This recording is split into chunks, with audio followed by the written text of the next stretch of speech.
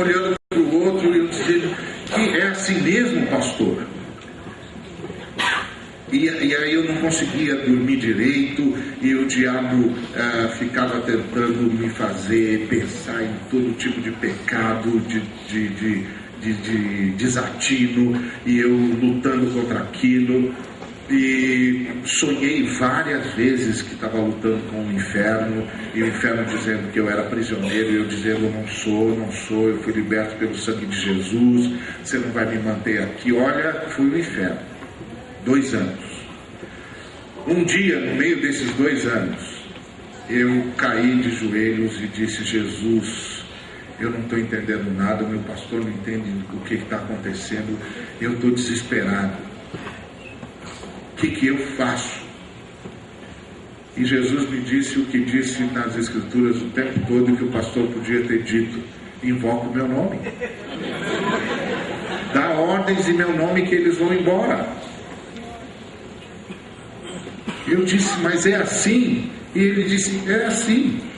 Lá no meu coração ele dizia isso. Um menino chorando, imagina, eu tinha 12 anos de idade, 12 para 13, chorando na beira da minha cama, desesperado, porque eu não conseguia, e minha família toda tomada pelo inferno. Aquilo ali era uma briga só, um inferno só, um grito só, era impossível. Meu pai me expulsando de casa porque eu era cristão, me expulsou umas 10 vezes. Eu fui salvo as 10 vezes pela minha mãe, mas que se interpunha e dizia: não, meu filho, eu sei, eu também não concordo com a religião dele, mas ele vai ficar aqui na nossa casa, meu filho. Graças a Deus pelas mães. Então,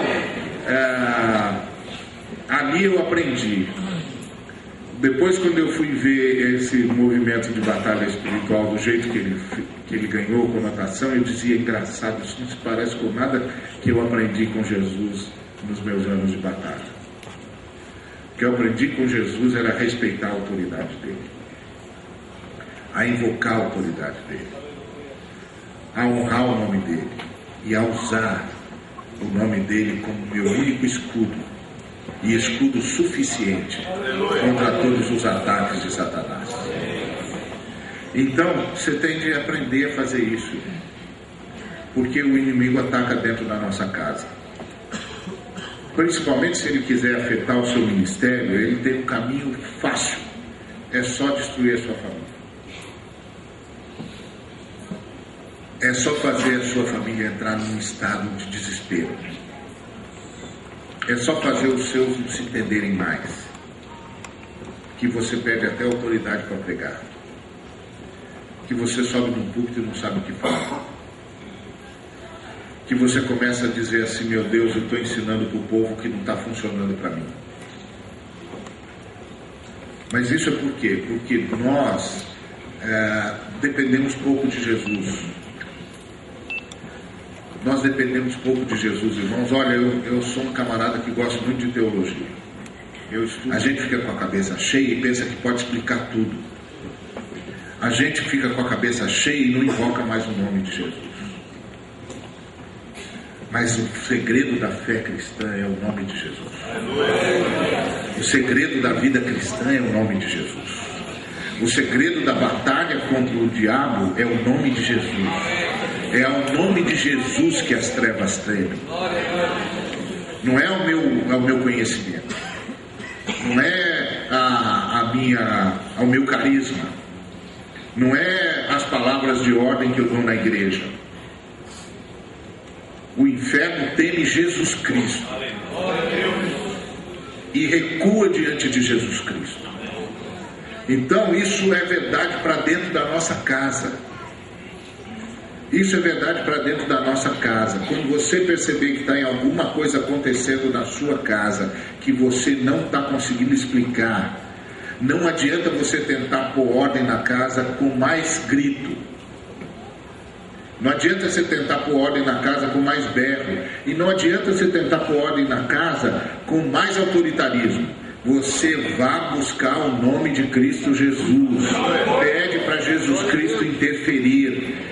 Ele vem e interfere, acalma corações, muda corações. O Espírito Santo convence o coração do pecado, da justiça e do juízo. Ele muda o coração dos seus filhos, ele muda o coração da sua esposa, ele muda o seu coração.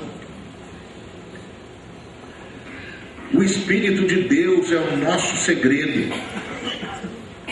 Ele é que faz isso, ninguém mais faz, irmão. Ninguém mais faz. Nós precisamos o tempo todo dizer: Senhor, nos alivia. Interfere agora. Interfere na vida da minha filha. Eu já fiz isso várias vezes. Uma vez a minha filha acordou, eu acordei de manhã, minha filha estava do lado da minha cama. Pai, quero falar com você. A minha filha mais velha. Pode falar, filha. Pai, você me entregou para Jesus quando eu nasci? Eu disse: entreguei. Porque eu assisti o parto e eu fiz um acordo com o médico. Assim que o senhor cortar o cordão umbilical, o senhor entrega a minha filha nas minhas mãos, porque eu vou entregá-la para o Senhor. E depois eu devolvo, o senhor faz tudo o que o senhor precisa fazer. Aí ele disse: tá bom. E aí foi dito e feito. Cortou o cordão umbilical, deu uma ajeitadinha na filha, entregou nas minhas mãos e eu ergui e entreguei para Jesus. E devolvi para ele. E ela falou: você fez isso? Eu falei: fiz. E eu falei: como é que você sabe? Porque eu ainda não tinha contado para ela. Ela disse: essa noite alguém falou que tinha grandes planos na minha vida, mas que ele não pode fazer nada porque o seu pai entregou você para Jesus. Aleluia! Você acredita nisso? E eu estou ali acordando, né? E disse: o quê? Ela falou: eu sonhei com um homem, ele entrou no meu sonho e disse isso. Eu falei: pois é isso aí mesmo, filho. Você é de Jesus Cristo. E que o inferno saiba disso. Eu entreguei você. E está entregue, está na melhor mão do universo. Não tem mão melhor no universo. Essa é a sua autoridade, meu irmão. Coloca a sua família nas mãos de Jesus todo dia. Porque o diabo vai atacar mesmo. A família é o alvo principal do diabo. Por que você acha que nós não estamos conseguindo mais controlar os nossos jovens e nem os divórcios nas nossas igrejas? Ou é só nas outras igrejas? Vocês não estão tendo problemas com isso? E isso não está acontecendo de um jeito que você nunca imaginou que ia acontecer dentro da casa do Senhor? Você ser acordado de madrugada para ir sair correndo salvar a família, que você diz: mas não é possível, esse povo é crente. É porque nós não falamos essas coisas para os nossos irmãos. Irmãos, o diabo ataca dentro de casa. É o alvo preferido dele, ele quer destruir as famílias. Ele quer acabar com o lar e ele tem um jeito de acabar com o seu ministério. Acaba com a sua retaguarda familiar, acabou com você. Você vai pregar mais o quê? Você vai fazer mais o quê? Se você não tem casa para voltar. Entendeu? Então, tem de aprender esses dois passos. Um passo é o do alívio. Todas as vezes que cair sobre nós algum fardo, chama Jesus Cristo, porque só Ele pode nos aliviar de todos os fardos. Nós somos pessoas que trabalham no descanso. Nós somos pessoas que trabalham no descanso. Se você não estiver trabalhando no descanso, você está com problema. Não é na sua força. Se é na sua força, você está com problema. Tem que ser na força de Jesus. Nós trabalhamos no descanso. Tem uns irmãos que estão tentando recuperar a guarda no sábado, porque eles acham que tem de retomar os conceitos judaicos, as festas judaicas, as festas, os sábados judaicos, etc. E que deve estar deixando o Paulo lá desesperado lá em cima, porque o Paulo subiu no concílio de Jerusalém para acabar com isso, e o irmão enfrentar Tiago, hein? Tiago. Paulo deve olhar e dizer assim: não é possível, eu tive de enfrentar Tiago para esse irmão fazer tudo de novo. Aí, qual é o erro nosso? A gente diz assim: tem de guardar o sábado. É verdade, tem de guardar o sábado. O dia para guardar é o sábado. Agora, quando é que a gente guarda o sábado? Na segunda-feira a gente guarda o sábado. E na terça também guarda o sábado.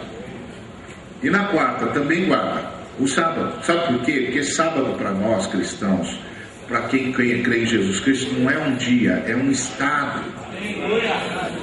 Não é um dia da semana, é um estado de descanso no poder, na graça e no nome de Jesus Cristo. Entendeu? Você não recupera sábado guardando um dia, você recupera sábado se submetendo a Jesus Cristo. E aí qualquer dia é sábado, nem pode guardar o domingo, pode guardar o dia que você quiser. Porque sábado é um estado, não é um dia. Sábado é um estado de descanso das nossas obras, sustentados pela graça de Deus, pelo poder de Jesus Cristo, pela ação do Espírito Santo. Não mais eu vivo, mas Cristo vive em mim. Isso é sábado. Isso que é sábado. Então você sobe para pregar, não é você, é Jesus, então é sábado. Você vai viver com a sua família e vive sustentado pela graça de Jesus, é sábado. Você vai preparar o seu sermão e ouve Jesus dizendo para você, enquanto você estuda a Bíblia, os caminhos que você tem de caminhar, e ali o seu estudo, essa comunhão profunda com o Espírito Santo, é sábado. Você vai para a reunião da junta diaconal e todo mundo vai em espírito de oração e as decisões nascem de um clamor ao Senhor para que Ele faça a sua vontade. Isso é sábado. Sábado é descansar no Senhor. Sábado é descansar no Senhor. É simples. Às vezes a gente reúne, os líderes da igreja se reúnem e aí ele diz assim: escuta gente, como é que nós vamos fazer? Nós estamos com esse problema, com aquele problema e tal. E aí me pergunta: o que nós vamos fazer? Eu falei: nada, nós vamos perguntar para o dono disso tudo o que ele quer que faça. Não, mas não tem nenhuma ideia? Não, o problema não é nosso. Não, claro que é nosso. Não é nosso. Você é dono disso aqui? Não. Você comprou alguma coisa com seu sangue? Você nasceu pelo poder do Espírito Santo? Morreu na cruz, ressuscitou ao terceiro dia? Não, então não é com você o negócio. Então nós vamos ouvir quem é dono disso tudo. O dono disso tudo é Jesus Cristo. Nós vamos nos ajoelhar agora e nós vamos dizer: Senhor Jesus, nós estamos aqui com um problemão e é a sua casa, as suas coisas, queria que o Senhor dissesse qual é a sua vontade. E a gente se levanta e faz a vontade dele. Nós não precisamos ficar discutindo se vai vencer a minha vontade ou a sua vontade. Só tem uma vontade aqui na igreja, é a vontade de Jesus Cristo, que Ele que é o Senhor da igreja. Eu queria ter a minha própria igreja, mas esse negócio de ter de cumprir todas as profecias, nascer do poder do Espírito Santo, não cometer nenhum erro, morrer na cruz e ressuscitar ao terceiro dia, eu falei: eu não vou não, porque dá que eu não ressuscito, então eu vou ficar na igreja de Jesus mesmo. Vou ficar na igreja de Jesus mesmo, porque Ele já ressuscitou, está vivo, está aqui no nosso meio, eu fico na igreja dele mesmo, está tudo bem.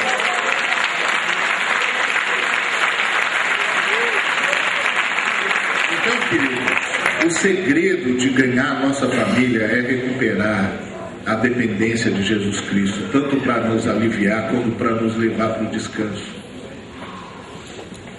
Jesus é quem alivia e Jesus é quem leva para o descanso. Muitas vezes a minha esposa chega para mim e diz assim: eu estou achando que a Mirna está indo por uns caminhos complicados. você precisa falar com ela. E eu digo, tá bom, eu vou falar com ela, mas antes nós vamos orar. Mas, Senhor, essa menina é do Senhor. Nós a entregamos para o Senhor. Ela está encantada com a faculdade. Ela está encantada com os novos amigos. Nós queremos que o Senhor quebre os encantos malignos e interfira no coração dela de novo. E sabe que muitas vezes, quando ela vem falar comigo, que eu falo, filha, eu preciso falar com você, o Espírito Santo já fez a obra. Aí eu digo, filha, nós precisamos conversar sobre a sua faculdade. Aí ela fala, é mesmo, pai, hoje eu vi lá uns amigos falando, fazendo um negócio, eu falei, não faço parte disso aqui não. Eu falei, é isso mesmo, filho, você não faz parte disso aí. Então, olha, você faz parte disso. Você está precisando de alguma ajuda, você fala com o papai que o papai vai te ajudar. Mas o nosso caminho, filha, é por aqui, não é por lá. Aquele caminho só leva para a perdição. Nosso caminho é esse aqui. Esse caminho é o caminho da vida abundante, cheia do Espírito Santo, cheia da graça de Deus. Esse é o caminho do triunfo, é o caminho da vitória. É o caminho onde a gente é gente como gente deve ser. E gente como gente deve ser, filha, é gente como Jesus. Jesus tem que ser o nosso alvo o tempo todo. Então eu queria dizer que tem 2 passos claros dentro da família. E todos eles começam com Jesus. O primeiro é o do alívio. Você vai ser atacado na sua casa. Se você já não foi, você vai ser. Entenda que é isso que está acontecendo. Porque tudo que o diabo quer é que você não perceba isso. Que aí você se arma e ataca todo mundo. Depois tem de ir para o caminho de seguir exatamente as direções de Jesus. Porque é isso que leva para o descanso, para a transformação plena. Você sabe que o grande erro dos seres humanos foi se tornar cada um a sua própria referência de bem e de mal. Quando Satanás esteve lá com os nossos primeiros pais, ele disse assim: vocês serão como Deus, e os vossos olhos se abrirão, vocês serão como Deus, conhecedores do bem e do mal. Os nossos primeiros pais não sabiam a diferença entre o bem e o mal? Sabiam. Se você chegasse lá e perguntasse para os nossos primeiros pais o que pode comer aqui, eles diziam, pode comer tudo isso aqui. E o que não pode comer? Eles também iam dizer, isso aqui não pode. Então eles sabiam a diferença entre o certo e o errado. Eles sabiam a diferença entre o bem e o mal. Então por que Satanás estava falando? Satanás estava falando deles se tornarem independentes de Deus para decidir a questão do bem e do mal. Porque se você perguntasse para os primeiros pais por que pode comer dessas árvores e não pode comer daquela, o que eles responderiam para você? Porque Deus disse que não pode. Então quem era a única referência que eles tinham de bem e de mal? Deus. O que o diabo ofereceu para eles? Sejam cada um de vocês a sua própria referência de bem e de mal. Agora, sabe o que isso gera? Isso gera um estado de guerra. Porque aí eu quero ser a referência de bem e do mal, mas a minha esposa também é. E a minha filha também é. A minha outra filha também é. Só que o que é bem para mim pode ser não muito bem para elas. Quem vai mandar? Quem vai ser a referência?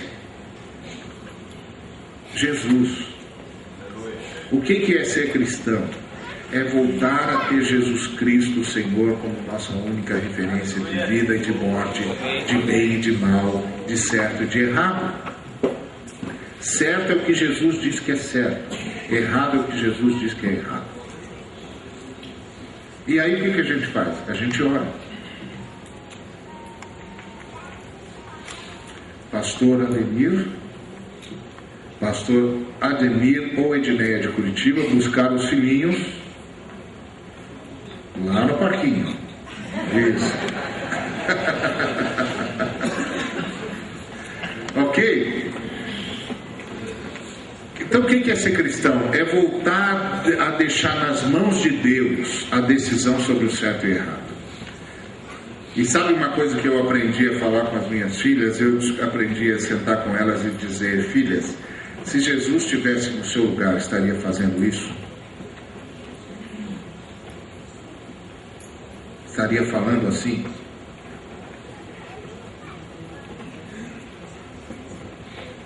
E elas dizem: não, pai.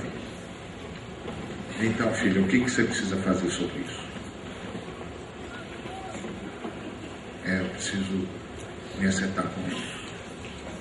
Você sabe o caminho, filho? Sei. Então faça. Porque Jesus é o certo. É simples. É simples. Uma vez a minha filha foi para um programa de TV de um irmão que estava falando sobre piercing. E eu não tenho nada contra piercing, não é isso. Mas ela tinha me pedido e eu falei: não, filho, eu preferia que você não fizesse. Eu não tenho nada contra quem faz. Não estou entrando no direito de ninguém, não. Essa é só uma experiência na minha casa. Aí eu disse: filho, eu preferia que você não fizesse, porque eu tenho essas razões, essas e essas. Aí ela foi para a TV. Aí o camarada perguntou para ela assim: você acha que é errado usar piercing? Ela falou: não acho. Mas por que você não usa? Falou assim: porque para o meu pai é importante que eu não use. E aí ele falou assim: mas só porque o seu pai acha importante você não usar, mesmo você não achando nenhum problema, você não usa? Ela falou: porque se Jesus estivesse no meu lugar, ia fazer isso, ia atender o pedido do meu pai. Então eu atendo o pedido do meu pai. Não alterou nada a minha vida, continuo do mesmo jeito, vou para os mesmos lugares, ando em tudo quanto é lugar e continuo de bem com meu pai. Eu sei que para ele é importante essa coisa e eu digo: tá bom, pai, já que é importante para você, então tá bom, não vou fazer. E não fez mesmo. E as amigas foram e fizeram, e já, mesmo da igreja, e ela nunca foi. E todas as vezes que as pessoas perguntam para ela, ela diz: não, porque meu pai é importante que eu não faça, e se Jesus estivesse no meu lugar, ele ia fazer isso, ia atender o meu pai. Aí eu atendo meu pai. Esse segredo de centralizar Cristo na família, de ensinar para a família o tempo todo: Jesus é quem nos alivia de todos os fardos que o diabo tenta colocar no nosso coração, e é o caminho de Jesus que leva para o descanso.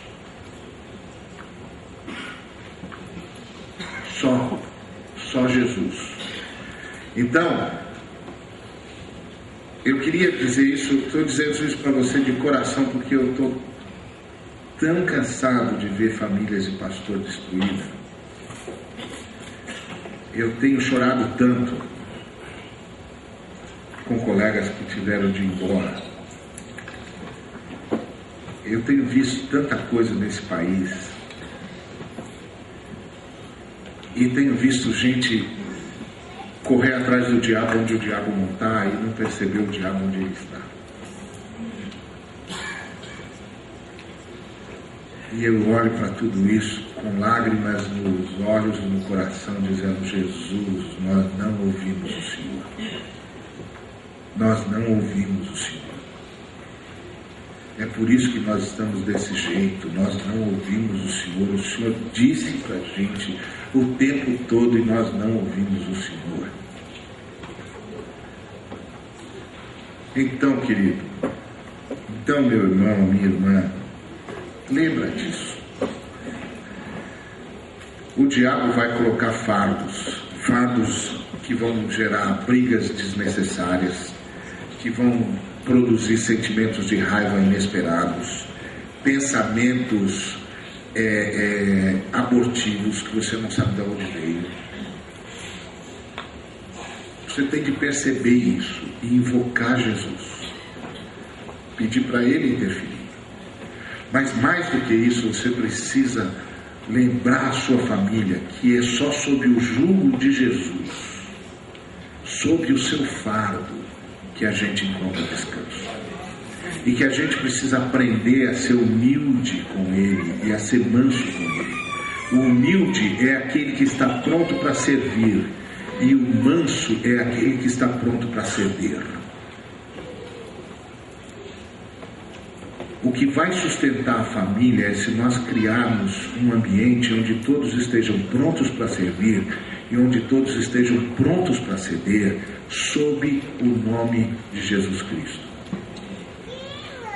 E aí a alegria vai fluir, porque não é a mim que as minhas filhas precisam se submeter, é a Jesus Cristo. E quando elas se submetem a Jesus Cristo, elas se submetem a mim.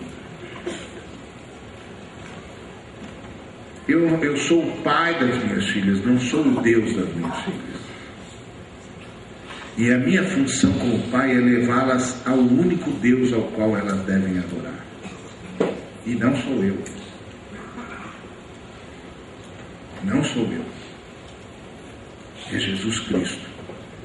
E quando elas estiverem adorando ao único Deus, todas as coisas estarão nos seus devidos lugares.